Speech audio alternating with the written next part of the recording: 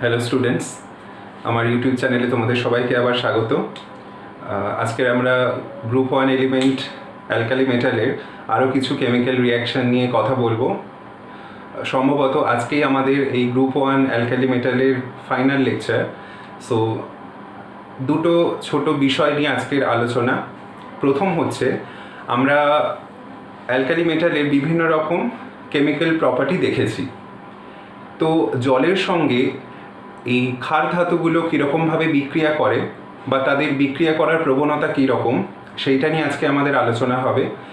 এবং যেহেতু আমরা গত ভিডিওতে বা তার আগের ভিডিওতে একটা বিষয় বলেছিলাম যে ক্ষার ধাতুগুলোর বিজারণ ক্ষমতা হাইড্রোজেনের থেকেও বেশি, তাহলে এই বিজারণ ক্ষমতা গ্রুপ 1 মৌলগুলোর মধ্যে কাদের কীরকম সেইটা নিয়েও কথা বলবো। তো প্রথমেই তোমাদেরকে একটা হিন্ট দিয়ে রাখি যে কেমিক্যাল প্রপার্টি নিয়ে তো আমরা কমপ্লিট করে ফেললাম প্রায় বলতে গেলে। তো দেখা গেছে যে লিথিয়াম গ্রুপ 1-এর মধ্যে বাকি যতগুলো মৌল রয়েছে তাদের তুলনায় একটু অন্যরকম ধরনের রাসায়নিক চরিত্র প্রদর্শন করে। অর্থাৎ সোডিয়াম থেকে সিজিয়াম পর্যন্ত তাদের যেরকম যৌগ গঠনের প্রবণতা বা তাদের যেরকম রাসায়নিক সক্রিয়তা, সেইটার থেকে লিথিয়াম ওই একই গ্রুপে থাকা সত্ত্বেও তার চারিত্রিক বৈশিষ্ট্যটা, লিথিয়ামের চারিত্রিক বৈশিষ্ট্যটা কিছুটা হলেও আলাদা। তো সেরকম হওয়ার পেছনে কারণ কি? তাহলে এই সমস্ত বিষয় নিয়েই আজকের আমাদের আলোচনার পর্ব। তাহলে চলো শুরু করা যাক। প্রথমে জলের সঙ্গে কিভাবে অ্যালকালি মেটালস বিক্রিয়া করে এবং কিভাবে করে বা কাদের ক্ষেত্রে বিক্রিয়ার প্রবণতা কেমন সেটা দেখে নিই।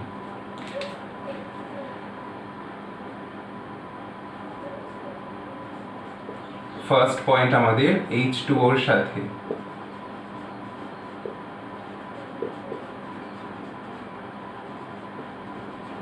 বিক্রিয়া। যেহেতু আমরা lithium, sodium, potassium, rubidium, caesium এদের সবাইকে ক্ষার ধাতু বলছি, খুব স্বাভাবিক ক্ষার ধাতুর সঙ্গে জলের বিক্রিয়া দ্বারা একটা ক্ষার উৎপন্ন হবে, হাইড্রোক্সাইড যৌগ উৎপন্ন হবে এবং তার সাথে হাইড্রোজেন গ্যাস উৎপন্ন হবে। অর্থাৎ আমরা যদি M দিয়ে ক্ষার ধাতু প্রকাশ করি, M হচ্ছে ক্ষার ধাতু, অ্যালকালি মেটালস, তাহলে বিক্রিয়া হবে MOH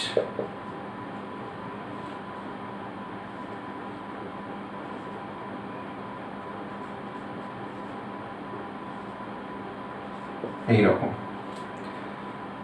এক্সাম্পল হিসাবে আমরা একটা লিখতেই পারি যে সিজিয়াম প্লাস ওয়াটার থেকে caesium hydroxide plus hydrogen gas. ঠিক আছে? তো দেখো, এই বিক্রিয়াটা থেকেই আমরা খুব সহজে একটা ধারণা করে নিতে পারছি যে ক্ষার ধাতুগুলোর হাইড্রোজেনকে বিজারিত করার প্রবণতা বেশি, তাই না? জলে হাইড্রোজেন পরমাণু +1 জারণ স্তরে ছিল। ক্ষার ধাতু বিক্রিয়া করে নিজে জারিত হলো এবং হাইড্রোজেনকে +1 থেকে 0 জারণ স্তরে বিজারিত করে দিল। তাহলে হাইড্রোজেনের থেকে ক্ষার ধাতুগুলোর বিজারণ ক্ষমতা যে বেশি সেইটা আমরা খুব সহজ এই বিক্রিয়াটা দিয়ে বলে দিতে পারি। তাহলে এই পয়েন্টটা আমরা এখানে লিখি, যদিও এটা আমি তোমাদের হয়তো আগে বলে দিয়েছিলাম, তাও এখানে আমি লিখে দিচ্ছি যে ক্ষার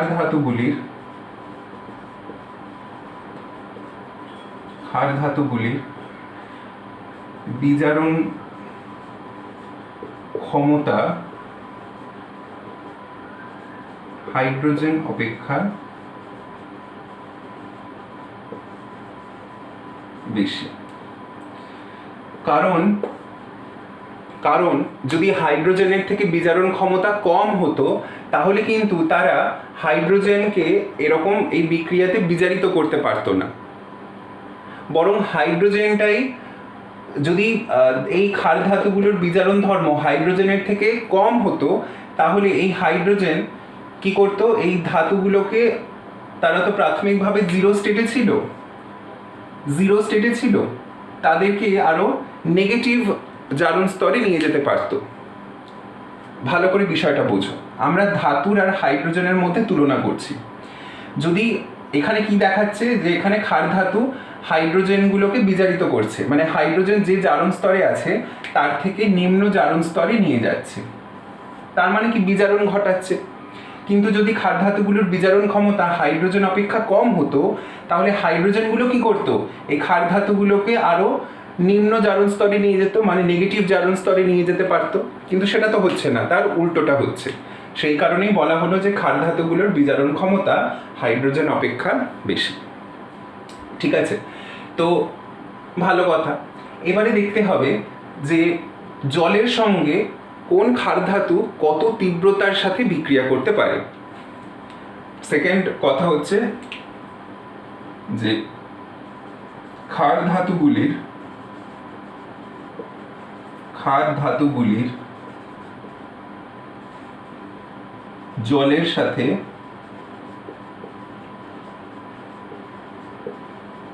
সক্রিয়তা।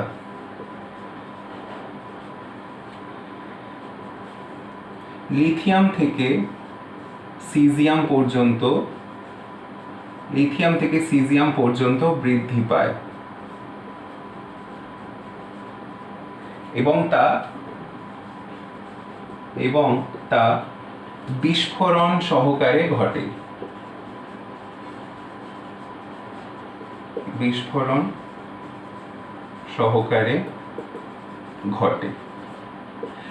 তোমরা হয়তো শুনেছো যে সোডিয়ামকে যদি জলে ফেলে দেওয়া হয় বা জলে যোগ করা হয় তাহলে আগুন ধরে যায় এবং বিস্ফোরণ ঘটে, এটা তোমরা পড়েছো।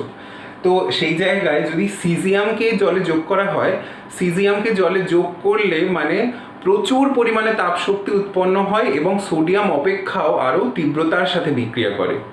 মানে সেখানে বিস্ফোরণের মাত্রা সোডিয়ামের সঙ্গে জলের যে বিস্ফোরণ ঘটে তার থেকেও বেশি হয়। তো এর পেছনে কারণ কি?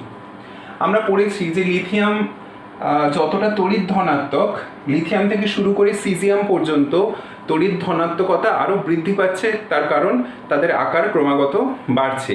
গ্রুপ বরাবর ওপর থেকে নিচের দিকে আকার ক্রমাগত বাড়ছে। সো লিথিয়াম যতটা না তড়িৎ ধনাত্মক তার থেকে সিজিয়াম হলো আরো বেশি তড়িৎ ধনাত্মক। অতএব জলের সঙ্গে লিথিয়ামের বিক্রিয়া যেরকম ভাবে হবে সিজিয়ামের সাথে আরো তীব্রতার সাথে হবে।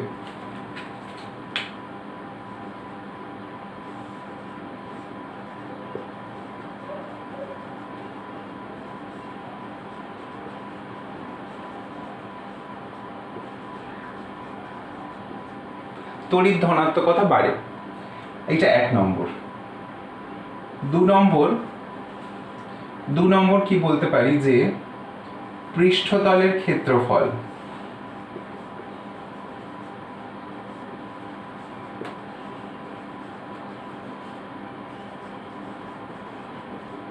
পৃষ্ঠতলের ক্ষেত্রফল বাড়ে কেন? আকার বৃদ্ধি পায় বলে।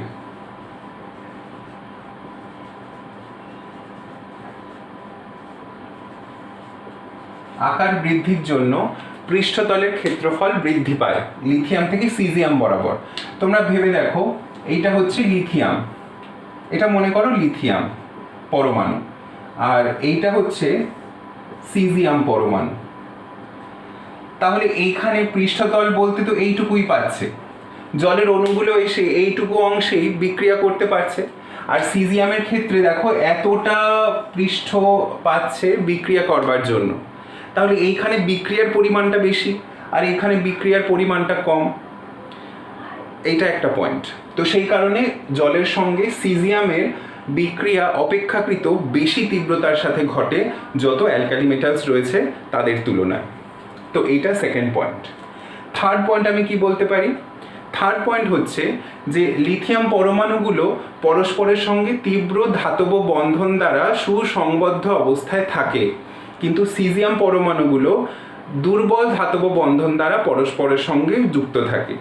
ফলে তাদের মধ্যে ধাতব বন্ধনটা দুর্বল, ফলে জলের অণু সহজে প্রবেশ করে এই সিজিয়াম পরমাণুগুলোকে পৃথক করতে পারবে, যদি সেই রকম যদি ভাবা হয়। যে এইখানে ধাতব বন্ধনটা দুর্বল হওয়ার কারণে এদের সক্রিয়তাটা বেশি, আর এদের ক্ষেত্রে ধাতব বন্ধনটা দৃঢ় হওয়ার কারণে সক্রিয়তা অপেক্ষাকৃত কম। তাই জলের সঙ্গে লিথিয়ামের বিক্রিয়া খুব স্লোয়ার বা খুব ধীর গতিতে ঘটে, আর সিজিএমের সঙ্গে খুব তীব্রতার সাথে ঘটে। তাহলে থার্ড পয়েন্ট তোমরা লিখে নিতে পারো যে ধাতব বন্ধনের মানটা লিথিয়াম থেকে সিজিএম পর্যন্ত দুর্বল হচ্ছে। এখানে আমি লিখি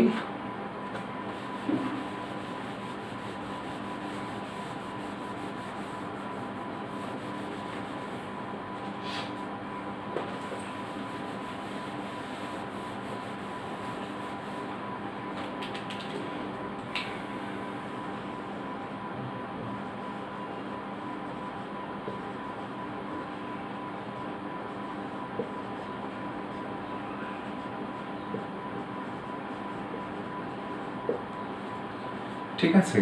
তো লিথিয়ামের সঙ্গে জলের বিক্রিয়া ধীর গতিতে ঘটে,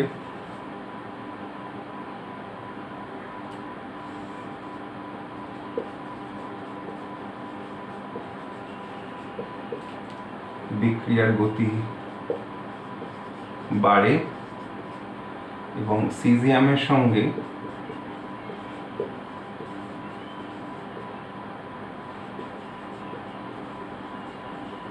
তীব্রতার সাথে বিস্ফোরণ সহ ঘটে।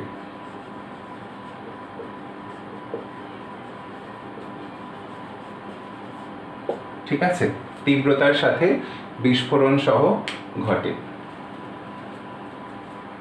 ওকে, তো এবারে আমরা নেক্সট পয়েন্টে যাই। যেহেতু এখানে বিজারণ ক্ষমতার কথা আমি বললাম, তাহলে এবারে আমরা দেখব যে ক্ষার ধাতুগুলোর বিজারণ ক্ষমতা কিভাবে গ্রুপ বরাবর ওপর থেকে নিচে পরিবর্তিত হয়।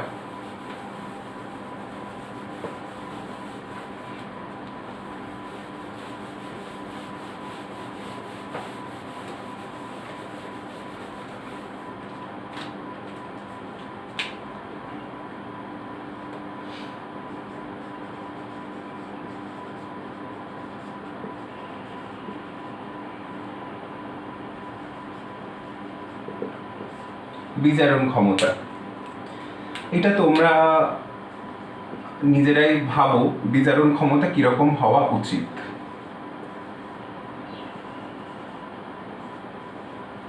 আর এই ক্ষার ধাতুগুলো বিজারণ ক্ষমতা কিসের মাধ্যমে দেখাবে?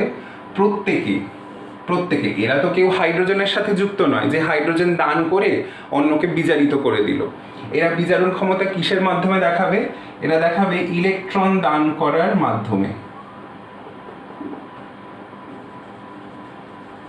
ইলেকট্রন দান করার দ্বারা।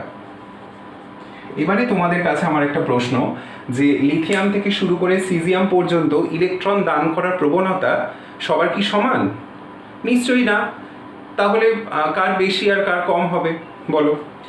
অবশ্যই এখানে লিথিয়ামের ইলেকট্রন দান করার প্রবণতা কম এবং সিজিয়ামের ইলেকট্রন দান করার প্রবণতা বেশি। কারণ ওই যে আবার ধাতব বন্ধনের ব্যাপার আসছে, যে লিথিয়াম দৃঢ় ধাতব বন্ধন তৈরি করে, ফলে তার ইলেকট্রনগুলো খুব তীব্র একটা আকর্ষণী প্রভাব দ্বারা ওই ধাতব কেলাসের মধ্যে আবদ্ধ থাকে, তাই না? ধাতব কেলাস যখন আমি বলেছিলাম তখন কি বলেছিলাম? যে লিথিয়াম খুব দৃঢ় ধাতব কেলাস উৎপন্ন করে এবং তাতে মুক্ত ইলেকট্রন তো থাকেই, কিন্তু সেগুলো লিথিয়ামের আকর্ষণী বল দ্বারা ওই ধাতব কেলাসে যুক্ত থাকে। এবারে এখানে যত আকার বাড়ছে ধাতব বন্ধনের শক্তিটা কমতে থাকছে, ফলে সেই মুক্ত ইলেকট্রনগুলো কম আকর্ষণী প্রভাব অনুভব করছে এবং খুব সহজে কি হচ্ছে, খুব সহজে ওই পৃষ্ঠ ছেড়ে বেরিয়ে যেতে পারছে, কম তাপশক্তি প্রয়োগ করলে বেরিয়ে যেতে পারছে। অর্থাৎ আমরা বলতে পারি সিজিএমের ক্ষেত্রে আয়নন বিভব, সিজিএমের ক্ষেত্রে আয়নন বিভবও কম। যত গ্রুপ থেকে আমি ওপর থেকে নিচের দিকে যাচ্ছি গ্রুপ বরাবর, তত কি হচ্ছে, আকার বৃদ্ধি পাওয়ার সাথে সাথে তাদের আয়নন বিভবটাও কমতে থাকছে। আয়নন বিভব কমা মানে ইলেকট্রন দান করার প্রবণতা খুব সহজ, তাই সিজিয়াম এখানে সব থেকে বেশি বিজারণ ক্ষমতা দেখাবে। তাহলে কি কি আমি পয়েন্ট বললাম?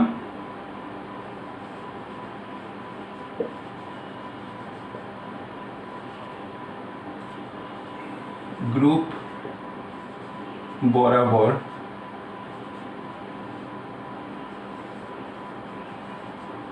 উপর থেকে নিচে, ধাতব বন্ধন দুর্বল হয়, মুক্ত ইলেকট্রন সহজে অপসারিত হতে পারে।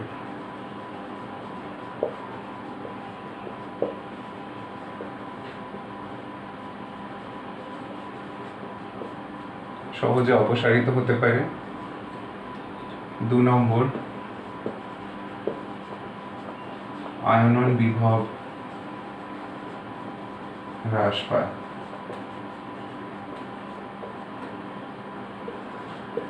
বিজারণ ক্ষমতা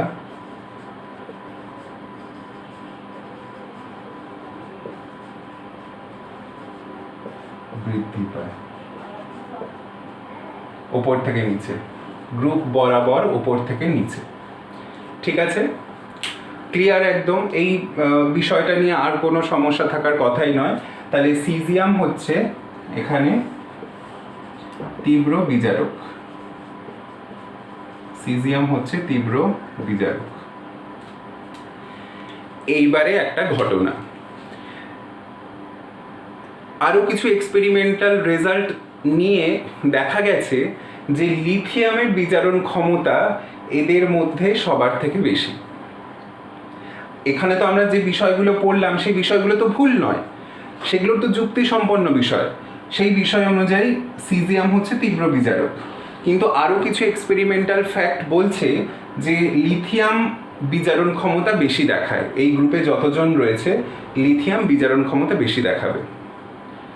তখন এই দুটো বক্তব্য একটু কিরকম মনে হচ্ছে না যে দুমুখ হয়ে যাচ্ছে? কে বলছে লিথিয়াম বেশি বিজারক, কেউ বলছে সিজিয়াম বেশি বিজারক, কিন্তু এই দুটো কথাই ঠিক। তাহলে কোন ক্ষেত্রে এরকম হবে? তখন বলা হলো যে মুক্ত অবস্থায় অর্থাৎ কোনো দ্রাবকের অনুপস্থিতিতে, এমনি পরিবেশে কোনো দ্রাবকের অনুপস্থিতিতে যদি ভাবা হয় তাহলেই সিজিয়াম এখানে তীব্র বিজারক হিসাবে কাজ করবে। মুক্ত অবস্থায় দ্রাবকের অনুপস্থিতিতে, মানে যেখানে কোনো সলভেশন ঘটে না, কোনো সলভেশন এফেক্ট যেখানে নেই, সেখানে সিজিয়াম তীব্র বিজারক। কিন্তু যদি আমরা কোনো বিক্রিয়া দ্রবণে করি, দ্রবণে এই ধাতুগুলো রয়েছে, দ্রবণে থাকা অবস্থায় তখন যদি বিজারণ ধর্ম আমরা তুলনা করি, তখন দেখা যাবে লিথিয়ামটাই সব থেকে বেশি বিজারণ ধর্ম দেখাচ্ছে। তারপরে সোডিয়াম, পটাশিয়াম, রুবিডিয়াম, সিজিয়ামে আবার বিজারণ ক্ষমতা বাড়তে থাকবে। বিষয়টা কিন্তু ভালো করে বুঝবে। কি বললাম? এটা হচ্ছে কোনো দ্রাবকের অনুপস্থিতিতে, কোনো দ্রাবকের অনুপস্থিতিতে তখন এই অর্ডারটা হবে।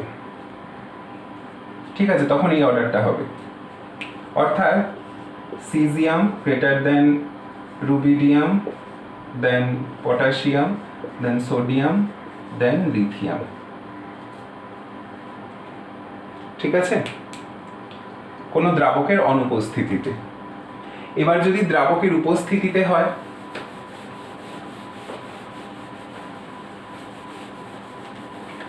দ্রাবকের উপস্থিতিতে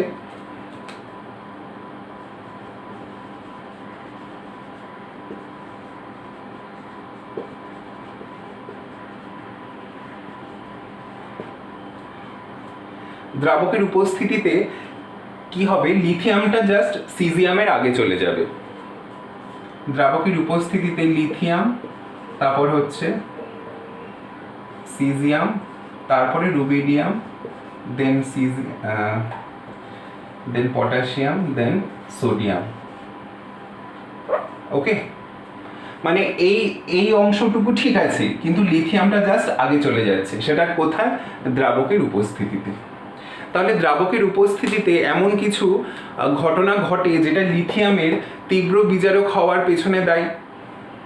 দ্রাবকের উপস্থিতিতে এমন কিছু ঘটনা ঘটে যে লিথিয়ামকে তীব্র বিজারক হতে সাহায্য করছে, মানে তার বিজারণ ক্ষমতা এমন হয়ে যাচ্ছে যে যেটা সিজিয়ামের থেকেও বেশি হয়ে যাচ্ছে। যে সহজে ইলেকট্রন ছাড়তে চাইছিল না, সে দ্রাবকের উপস্থিতিতে ইলেকট্রন সহজে ছেড়ে দিচ্ছে। তাহলে কি ঘটছে এমন? তো তখন কিছু পয়েন্ট দিয়ে ব্যাখ্যা করা হলো। সেটা কি, ইলেকট্রন তো প্রত্যেককে ছাড়তে হবে। তো ইলেকট্রন ছাড়ার জন্য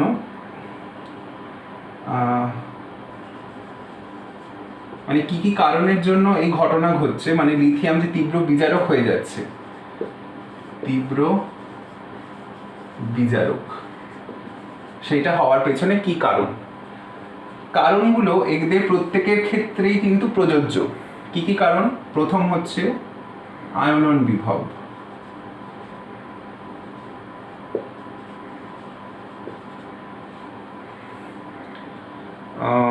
না সরি, প্রথম আয়নন বিভব নয়, দ্বিতীয়টা হচ্ছে আয়নন বিভব। প্রথমটা হবে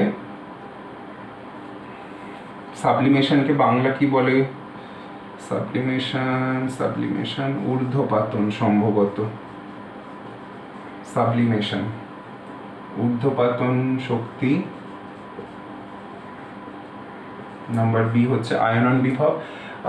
তোমরা একটু দেখে নিও তো, ঊর্ধ্বপাতন মানে সাবলিমেশনটাকেই বাংলায় ঊর্ধ্বপাতন বলে আমার যতটা মনে হচ্ছে, if I am not so রং, এটাকে ঊর্ধ্বপাতন বলে। ঊর্ধ্বপাতন মানে হচ্ছে একটা সলিড বস্তু আছে, তাকে তাপ প্রয়োগ করে একদম সরাসরি গ্যাসীয় অবস্থায় নিয়ে যাওয়া, সেটা সম্ভবত ঊর্ধ্বপাতন, আমি যদি খুব ভুল না হই। তো ঊর্ধ্বপাতন, কারণ এখানে প্রত্যেকটা ধাতুই সাধারণ অবস্থা হচ্ছে সলিড, তো আয়নিত করতে গেলে তাদেরকে গ্যাসীয় অবস্থায় নিয়ে যেতে লাগে, তো তার জন্য ঊর্ধ্বপাতন শক্তি। সেকেন্ড হচ্ছে আয়নন বিভব, কারণ এরা প্রত্যেকে আয়ন তৈরি করলেই ইলেকট্রনটা পাওয়া যাবে। দ্রাবক থাকলে থার্ড পয়েন্ট কি আসবে? দ্রাবকায়ন শক্তি। দ্রাবকায়ন শক্তি, এই তিনটে প্রত্যেকের ক্ষেত্রেই কিন্তু এই তিনটে কাজ করছে।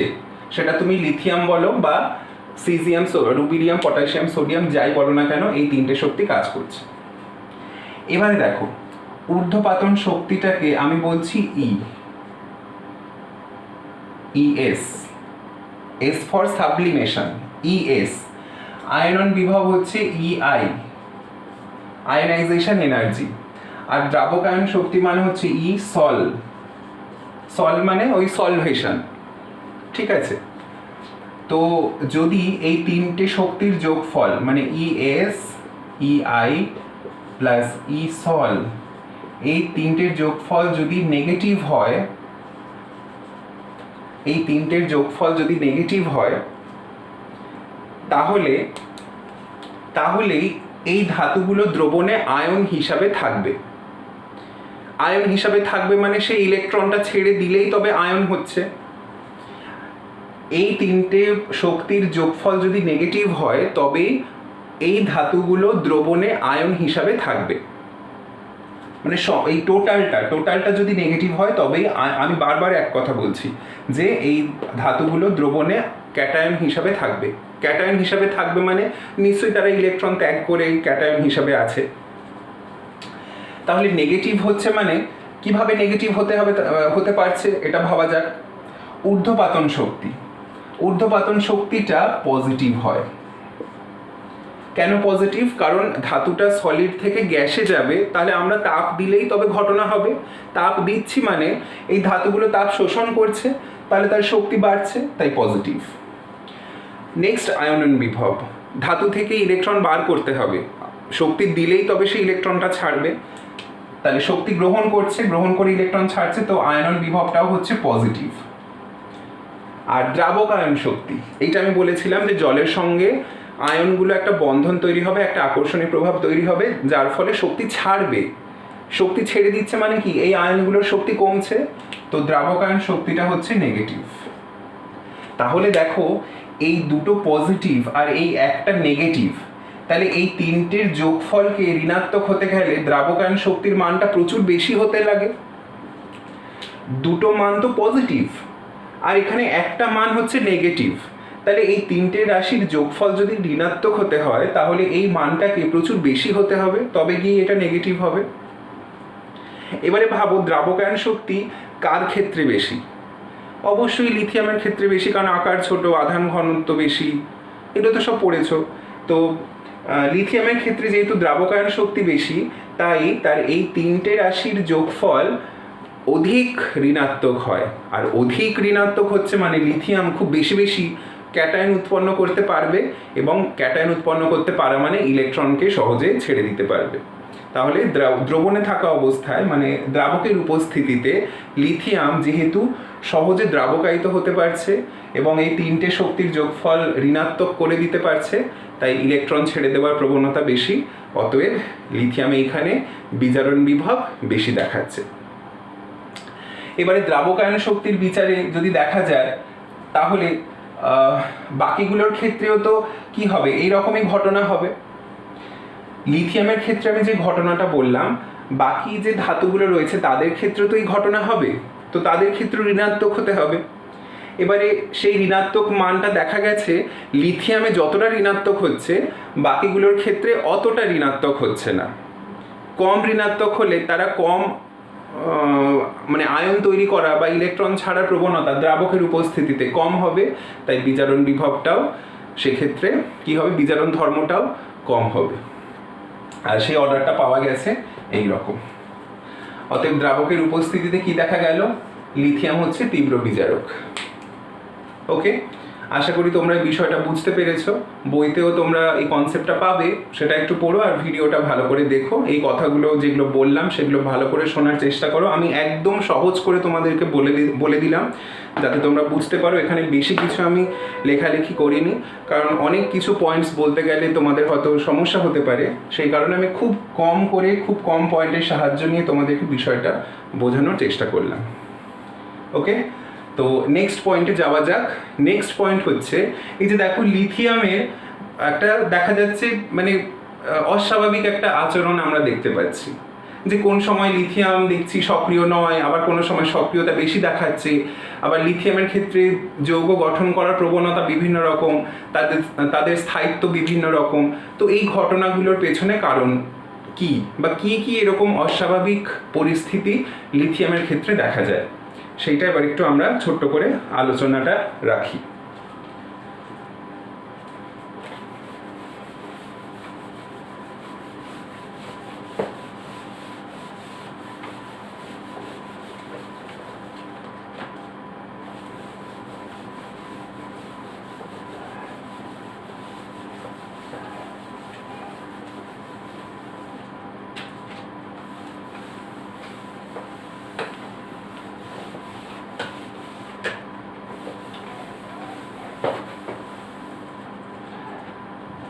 সো আমাদের নেক্সট পয়েন্ট,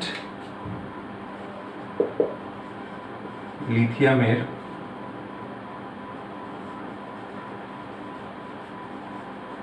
অস্বাভাবিক চরিত্র।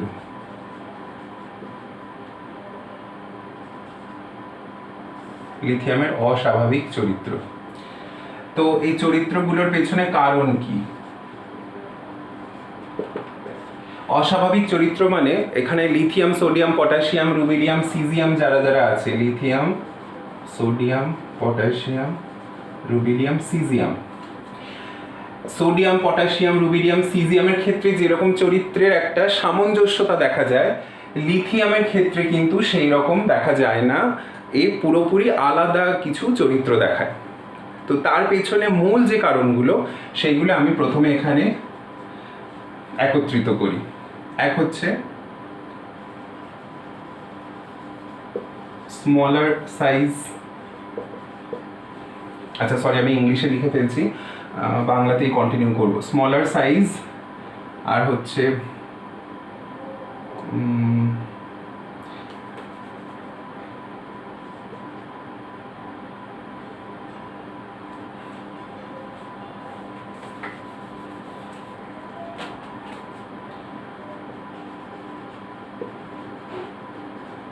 পারমাণবিক ও আয়নীয় ব্যাসার্ধ ছোট। নেক্সট হচ্ছে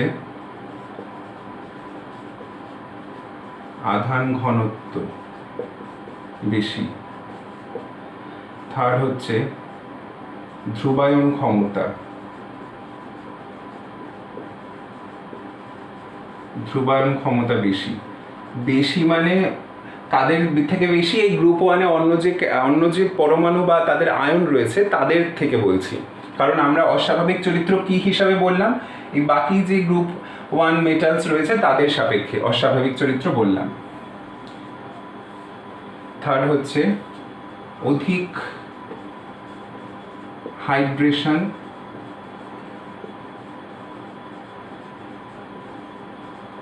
অধিক হাইড্রেশন শক্তি।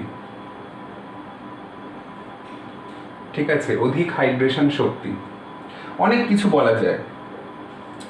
5 নম্বর কি হতে পারে? দ্রাবকে তীব্র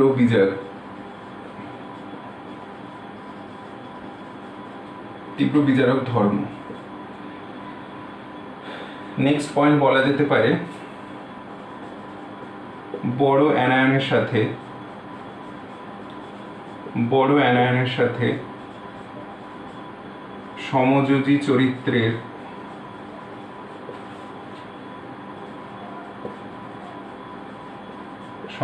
চরিত্রের যৌগ গঠন। সমযোজী চরিত্রের যৌগ গঠন। লাস্টেরটা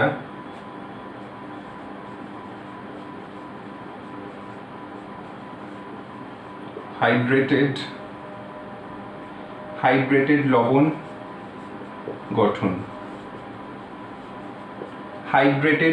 গঠন। তো মোটামুটি যা কিছু অস্বাভাবিক চরিত্রের জন্য দায়ী সেইগুলোকে আমি এখানে কিছু পয়েন্টের মাধ্যমে প্রকাশ করলাম। এগুলো সবই তোমরা আমার সাথে এগ্রি করবে। আয়নীয় ব্যাসার্ধ বলো বা পারমাণবিক ব্যাসার্ধ বলো বাকিদের থেকে ছোট, আধান ঘনত্ব বাকিদের থেকে বেশি, ধ্রুবায়ন ক্ষমতাও বেশি, হাইড্রেশন শক্তিটাও বেশি। আমরা জাস্ট আগেই পড়লাম তীব্র বিজারক হিসাবে কাজ করে কোথায়? দ্রাবকের উপস্থিতিতে।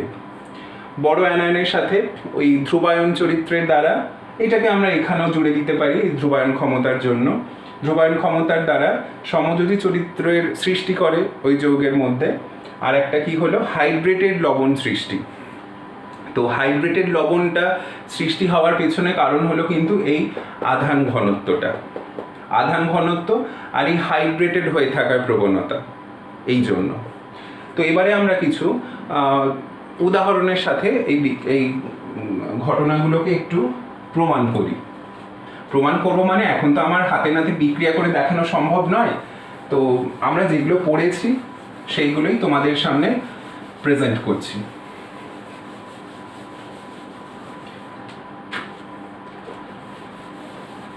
প্রথম যখন আমরা রাসায়নিক চরিত্র নিয়ে আলোচনা করেছিলাম তখন আমরা দেখেছিলাম যে অক্সিজেনের সঙ্গে এরা প্রত্যেকে অক্সাইড যৌগ সৃষ্টি করে, তাই তো? অক্সাইড বলতে পারঅক্সাইড, সুপার অক্সাইড এবং নর্মাল অক্সাইড। তো লিথিয়াম একমাত্র দেখেছি যে পারঅক্সাইড বা সুপার অক্সাইডের যৌগ সুস্থিত হয় না, শুধুমাত্র লিথিয়াম অক্সাইড তৈরি করতে পারে স্টেবল। শুধুমাত্র লিথিয়াম অক্সাইড তৈরি করতে পারে। এটা দেখেছো না তোমরা যে সোডিয়াম, পটাশিয়াম, রুবিডিয়াম, সিজিয়াম এরা সবাই পারঅক্সাইড বা সুপার অক্সাইড যৌগ তৈরি করছে, কিন্তু ওদের ক্ষেত্রে আবার অক্সাইডটা অতটা স্টেবল হচ্ছে না। বাট পারঅক্সাইড, সুপার অক্সাইড এগুলো সবার ক্ষেত্রেই পাওয়া যাচ্ছে, কম বেশি সবার ক্ষেত্রেই পাওয়া যাচ্ছে। কিন্তু লিথিয়ামের ক্ষেত্রে একমাত্র অক্সাইডটাই বেশি স্টেবল, যেগুলো বাকি কারোর ক্ষেত্রে স্টেবল নয়। তাহলে এটা একটা অস্বাভাবিক আচরণ। ঠিক এরকমভাবেই আরও একটা পয়েন্ট আমরা বলতে পারি যে লিথিয়াম নাইট্রাইড যৌগ তৈরি করতে পারে। নাইট্রাইড এটাও স্টেবল, কিন্তু এগুলোর ক্ষেত্রে সোডিয়াম, পটাশিয়াম, রুবিডিয়াম, সিজিয়াম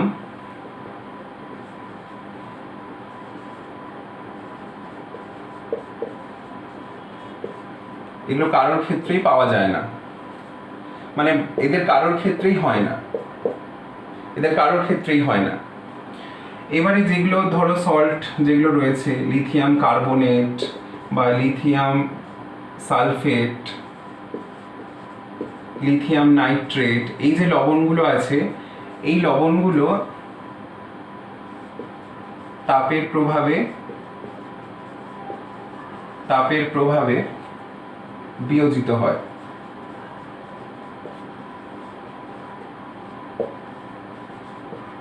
তাপের প্রভাবে বিয়োজিত হয়। তাপের প্রভাবে মানে বলতে পারো কম তাপের প্রভাবেও বিয়োজিত হয়। পটাশিয়াম কার্বনেট বা সোডিয়াম কার্বনেট এদের ক্ষেত্রে বিয়োজনটা ঘটবে, কিন্তু অধিক পরিমাণ তাপ প্রয়োগ করলে তবে বিয়োজনটা ঘটবে।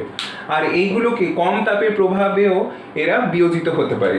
যেমন লিথিয়াম কার্বনেট থেকে আমরা পেতে পারি লিথিয়াম অক্সাইড আর CO2, এটা পেতে পারি। লিথিয়াম সালফেট থেকে আমরা পেতে পারি lithium oxide plus SO3। Lithium nitrate থেকে আমরা পেতে পারি লিথিয়াম অক্সাইড প্লাস NO2। এরকম ধরনের বিয়োজন ঘটে, কিন্তু বাকি যে লবণগুলো রয়েছে এই গ্রুপের তাদের ক্ষেত্রে কিন্তু কম তাপের প্রভাবে বিয়োজনটা অত সহজে ঘটে না, যতটা কিনা লিথিয়ামের সল্টগুলোর ক্ষেত্রে ঘটে। ঠিক আছে, আরও দেখো লিথিয়াম অক্সাইড নাইট্রাইড এগুলো যেরকম বললাম স্টেবল কম্পাউন্ড তৈরি করে। এখন যদি লিথিয়ামের সঙ্গে আমরা কোনো বড় কম্পাউন্ড কিছু রাখি, ধরো এই যে লিথিয়াম ক্লোরাইড, এখানে লিথিয়ামের সঙ্গে ক্লোরাইডের তো আকারের একটা পার্থক্য আছে। তো লিথিয়াম ক্লোরাইডকে যদি খোলা জায়গায় রেখে দেওয়া হয় তাহলে দেখা যায় এই লিথিয়াম ক্লোরাইডটা কি হচ্ছে, মানে ময়েশ্চার ধরে নিচ্ছে বা ওই গলিত অবস্থায় চলে যাচ্ছে।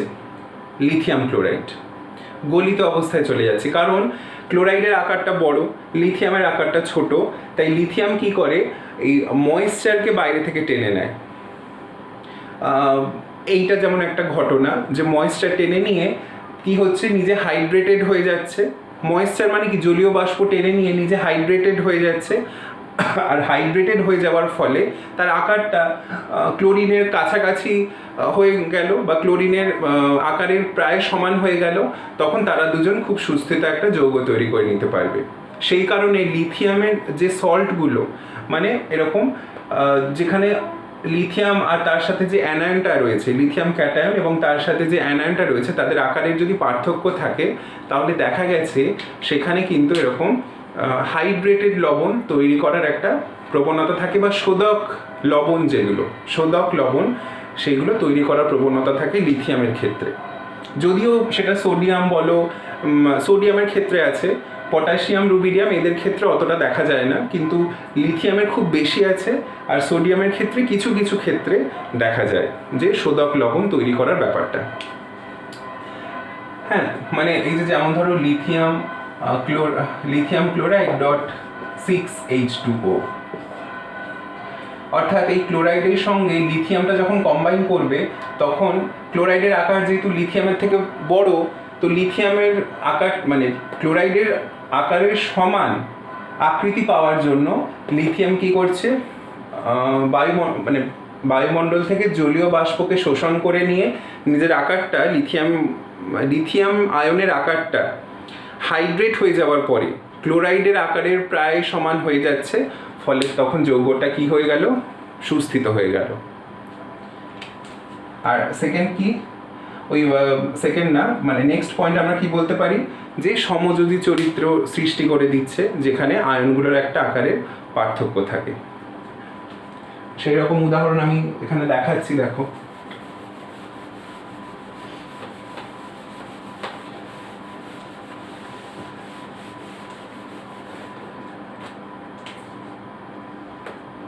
আচ্ছা, আমি লিথিয়াম ক্লোরাইডের যে ব্যাপারটা বললাম LiCl.6H2O, এটা আমি কি বলছি, এইখানে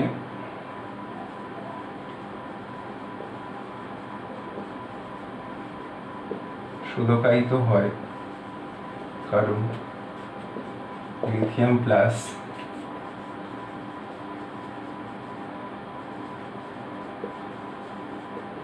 শোধকায়িত হওয়ায়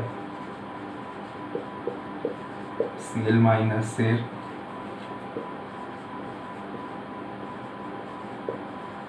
প্রায় সমান।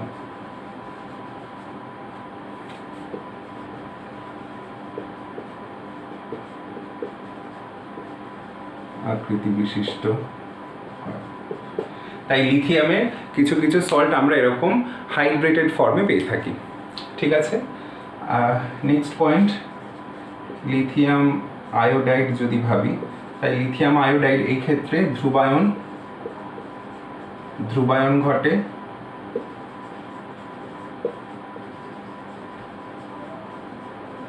সমযোজ্যতা ধর্ম পায়, ঠিক না? তো যেগুলো আমরা অন্য যে লবণগুলো আছে, মানে অন্য সোডিয়াম, পটাশিয়াম, রুবিডিয়াম, সিজিয়াম যারা রয়েছে তাদের ক্ষেত্রে অতটা আমরা দেখতে পাই না, যতটা মানে চারিত্রিক যে পার্থক্য বা এই রাসায়নিক চরিত্রের যে পার্থক্য, সেটা লিথিয়াম যতটা পরিমাণে প্রদর্শন করে, সোডিয়াম, পটাশিয়াম, রুবিডিয়াম, সিজিয়াম যারা ওই গ্রুপে বাকি যে এলিমেন্টগুলো রয়েছে তাদের ক্ষেত্রে অতটা পার্থক্য দেখা যায় না।